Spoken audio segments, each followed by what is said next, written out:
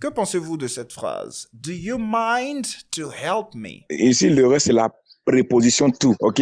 Parce que le mind est suivi du verbe plus ing. Donc, ça serait do you mind helping me? Exactly. C'est ça l'idée de mind, n'est-ce pas? Alors, comment est-ce que vous allez traduire la notion de mind en français? Quand on dit par exemple I don't mind.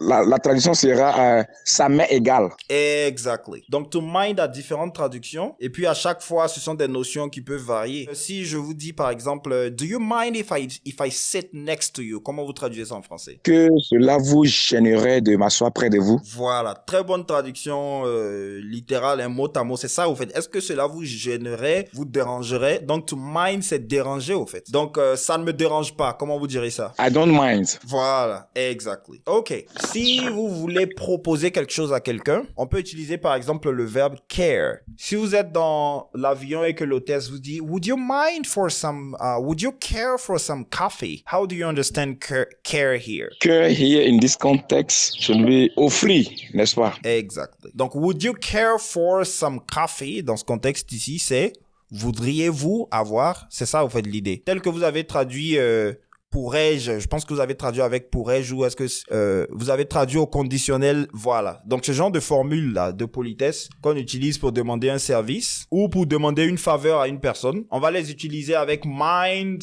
les structures avec care aussi. Tout à l'heure on a dit I don't mind, vous avez dit ça m'est égal et I don't care.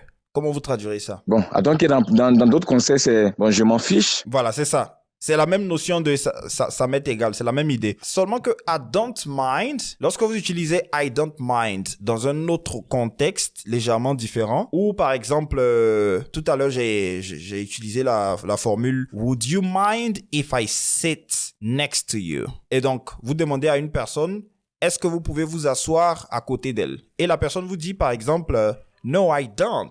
Donc la phrase affirmative c'est I don't mind. Alors, ça ne sera pas textuellement ça m'est égal en termes de traduction. Qu'est-ce qu'on pourrait proposer en termes de traduction ici, dans ce cas spécifique? I don't mind. Cela ne me gêne pas. Voilà, exactement. Donc, la notion de mind dans différents contextes, n'est-ce pas? Et being mindful, comment vous traduirez ça? To be mindful. He's a very mindful person. Une personne attentive. Yes. Consciente. On parle de mindfulness, practicing mindfulness, some of these things as a psychological thing, right?